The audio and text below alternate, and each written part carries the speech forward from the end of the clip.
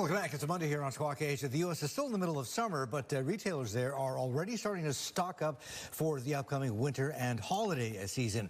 According to a global port tracker report released by the National Retail Federation and Hackett Associates, major U.S. ports could see their highest import cargo volumes in a year this August. That's happening as labor disputes that threaten to disrupt operations have been resolved. Management at West Coast ports reached a tentative 4-year deal with the key workers union last month, ending a 13-day strike by port employees in Western Canada. Spring and Gene Seroka, I'm pleased to say he is here with us in person, Executive Director at the Port of Los Angeles. And you've been on the road for a while now. You're just flying in from Hong Kong, right, Gene?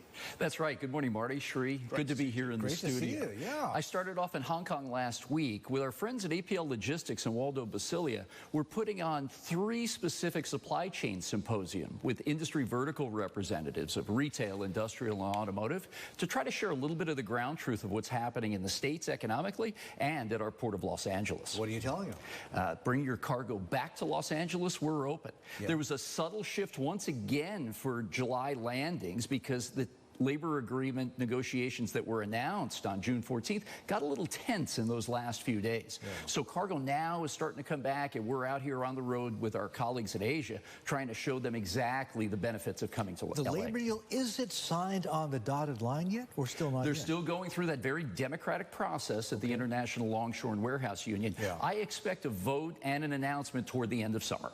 Okay. And in terms of sentiment that you've picked up in your tour of this region, Gene, when you consider the state of play as regards US-China tensions, President Biden's executive order restricting US investments, do you fear that there's going to be a spillover on volume? I do, Sri. And when we look back at calendar year 2022, 57% of all the cargo that moved through the Port of Los Angeles emanated from China or was destined there. That's a high water mark that I don't think we'll see again.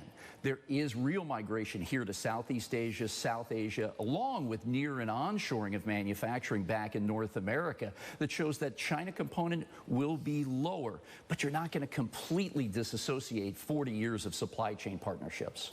Can you give us a read on what the leading indicators from supply chain managers that you're talking to are telling us about the picture for demand towards the end of the year as we get into peak holiday season? Yeah, generally speaking, inventory levels across the United States are still very high. In fact, the Federal Reserve is reporting an inventory sales ratio of about 1.40. Most observers would like to see that down to about 1.1, 1.15. That means the amount of inventory that's behind all the sales is still very large. Discounting is prevalent.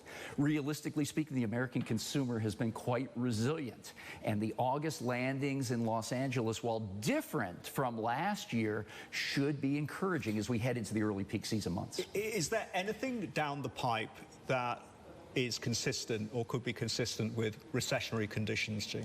No, I don't see that, and I've been saying that some time now. The American consumer continues to be resilient. Second quarter GDP in the United States at 2.4%, above many expectations of the experts. And realistically speaking, although the jobs creation is muted, it's still 13.1 million new jobs over the last 2.5 years. Good economic indicators across the board, although very different from what we've seen in the past. In terms of other challenges, we cannot ignore climate change. LA, Tokyo, Yokohama ports, they signed an MOU for a green shipping corridor with, and I'm sure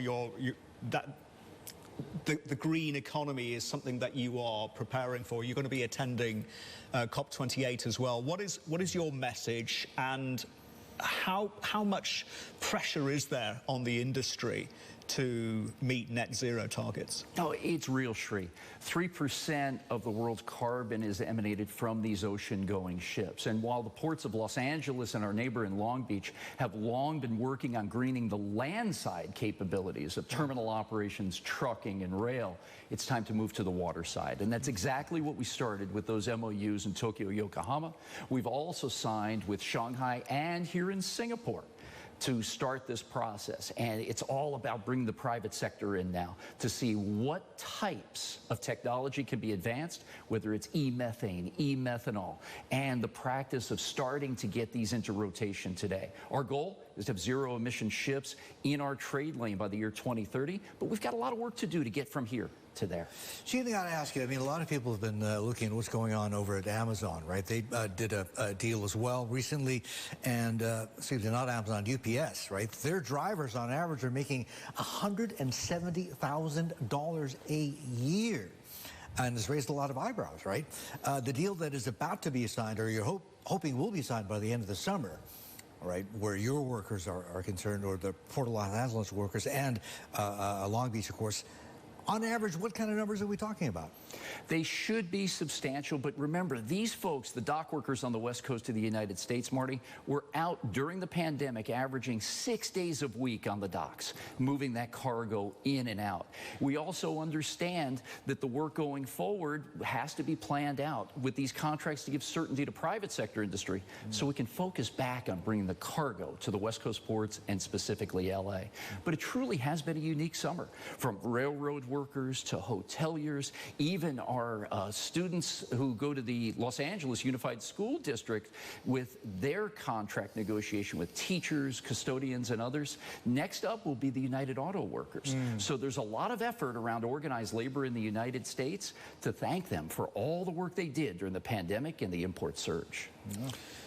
AI, how is that fitting in to the workflow, Gene, and can it make supply chains more efficient and smoother? Because we have seen just unprecedented uncertainty affecting the supply chains, not only because of the pandemic, but because of the Russia-Ukraine crisis. Yeah, if done appropriately, Sri, I think AI can help.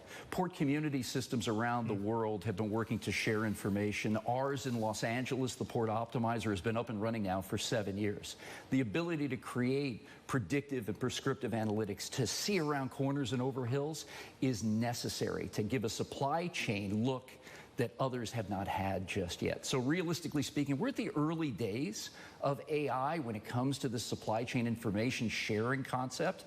But realistically speaking, I think we have an opportunity to improve visibility and the need to correct when things don't go exactly the way importers and exporters would like.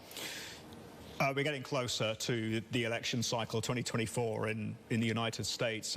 President Biden's economic agenda, how fulfilling has it been for Port of Los Angeles and your colleagues? Well, in the supply chain alone, the focus that's been put on what we do is unprecedented. From the executive order to begin with, soon as the president took office, to the supply chain disruption task force, and the numbers we've seen since then in helping propel the American economy, all of it around the supply chain has been so important as a foundation. And now, as I mentioned, with the jobs creation, the economic move forward with the GDP in the second quarter, coming off a 2.0 increase in economic output in the first quarter, it's been super important to us, and we'll continue to do our part to propel the economy. West Coast ports represent about 12% of America's GDP. Wow. Gene, we're just out of time. It's always a fascinating conversation. Thank you very much indeed for joining us live here around the desk here at the SGX. Thank you, Gene.